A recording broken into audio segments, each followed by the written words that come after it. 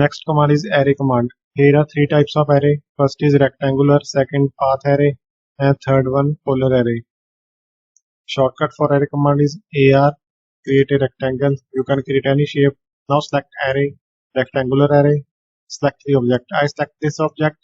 Press enter. Now type here columns and rows. I type here 6 columns. Distance between the columns. I type 500. Here are 3 number of rows. I type here 4 number of rows. Distance between rows. I type here 300. Select OK. This is rectangular array. Next is polar array. For polar array, we create an object and a path. I create a circle. Now I select arc and I create an arc. Now select polar array. Select the object. I select this object. Press enter.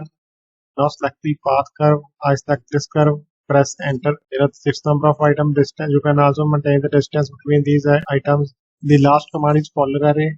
For polar array, we create a circle. I create this circle. Now I create one more circle at this quadrant. Now select array, polar array. Select the object. I select this object. Press enter. Now select the base point of axis of rotation. I select this point for axis of rotation. Items. Here are 6 number of items. You can edit here.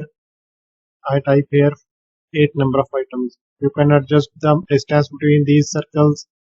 I type here 50. Now in every circle there is a 15 mm distance, but here is overlapping. I type here 45.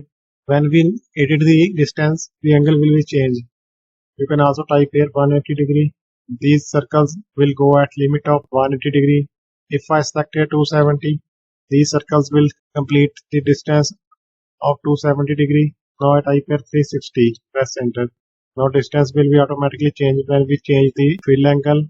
Select OK.